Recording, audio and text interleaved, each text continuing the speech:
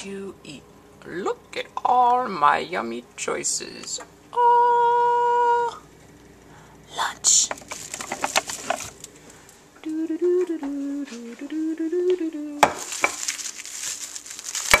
Here's the deal, people.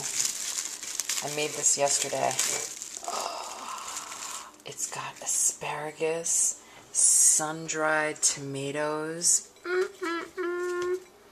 It's got organic sauce and organic crust. Oh, you cook up nice and yummy now, okay? Hey everybody, Alma McKinley here, and did you guess that we're talking about food today? Yes, that is correct.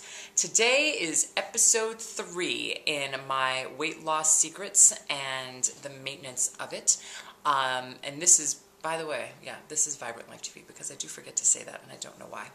Anyway, let me break this down for you because I have tried to come at this food thing a lot of different ways, and I wanted to make really short videos since last week was so long, and so here we go. The breakdown is that I have educated myself a lot on food, and I don't think that this is something that a lot of the population does. I think you see what's on the news, and you see what's on the Today Show. You might read an article every once in a while about food, and that's giving you little snippets, but you're not getting the grand picture.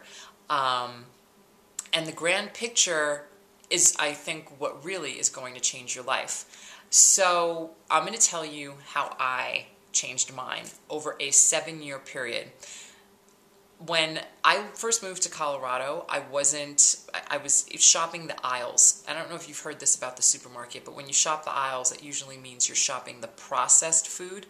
And if you shop the periphery in the produce section, that's all the fresh food in the supermarket. So I have gone from an aisle shopper to a perimeter shopper, and I'm going to tell you how. And it wasn't easy. Initially, my brother-in-law, when I first moved out here, and back in the day when he wasn't my brother-in-law, but he was just the boyfriend, he came over because he was going to cook dinner, and you couldn't use any of the food in my house because it was all processed crap. And he was so into nutrition that he would bring these bags from Whole Foods, and things were sprouting out of them, and things I didn't recognize, and I was like, ugh. And he went into my refrigerator to get butter and ended up with margarine. And the argument ensued over, is there a difference between butter and margarine? I was saying food is food, and he went off on this trans fat thing, and I shut down.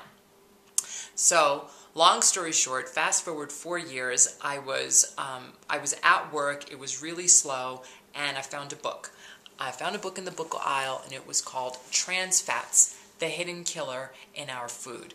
I was like, oh, I remember how years earlier David was talking to me about trans fats, and so I picked up this little book. It's by Judith Shaw, and when I say little, I mean like yay and only this thick. Finished it that night and have never looked back on trans fats. They are the cornerstone of processed food because they help maintain its shelf life. The book, super fast read, and really opened my eyes to the truth about what was in my food. And when you start getting into like what gets put into your food, you're like, oh God. That's when I started reading the box, the ingredients list on the back of the box. Shortly after I got into the trans fat thing, it was the question of, do I or do I not eat organic? What's the difference? Is it valuable? Do I pay the extra money? And I found a book called Fresh Choices. It was called More Than 100 Easy Recipes for Pure Food When You Can't Buy 100% Organic. I loved this book because it broke it down, all right? No one, I don't want to say no one because I know people out there doing it, but people like you and me, okay, out there in the GP, the general population, you know, we're not on this high, we're not on either polar end of am I going to eat 100% organic or am I going to eat 100% Taco Bell? We're somewhere in the middle, and we are just striving for the best. And so this book tells you what is safe to eat organic, conventional, and what is a must that you have to eat organic because the conventional product is just not cutting it. And that was so important for me to read and to learn, and now I can go into a produce section and make educational choices, not just like, well, I guess the sign says it's organic, I'll buy it. You know, you don't always have to be in that place. after I read that and started making better choices about organic or not organic, I read another book called The Omnivore's Dilemma. And this is the last book I'm going to end with here. I'm going to save actually the fourth book for another video. The Omnivore's Dilemma is written by Michael Pollan, and I thought, you know, once you get into food and wanting to cook and buying fresh things, all of a sudden you have to start asking yourself, well, what the hell are you going to make for dinner, right? So that's what intrigued me about the title of the book. I'm like, it is a dilemma to find out what I'm going to eat for dinner, right? And I thought that somehow he was going to address that question, because, you know, if you're not going to pick one of 6 meals off of a menu for $1.99, you got to figure out what you're cooking, right?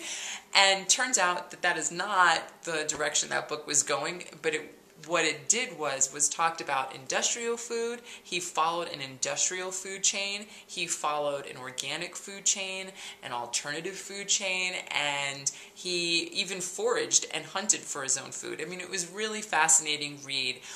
He's an amazing author, and again, massive, massive education on the source of food. And eye-opening, and I'm telling you, once you read these things, there's no going back. It's like you know too much. You can't go back.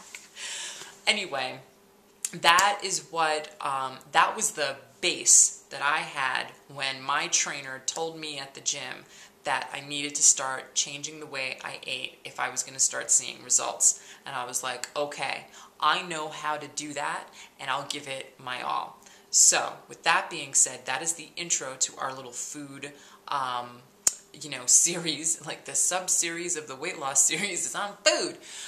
So leave me a comment or a question down below. If you have any burning food questions, this is the time to ask, because like I said, this is going to be an ongoing conversation, and I will answer your stuff, or even email me at alma@almamckinley.com, and I'll get your questions answered, you know, in a video. Oh, and I get to mention your name. That'll be fun. So anyway, tweet it, Facebook it, and send me all your good karma and questions, and mwah, have an amazing day.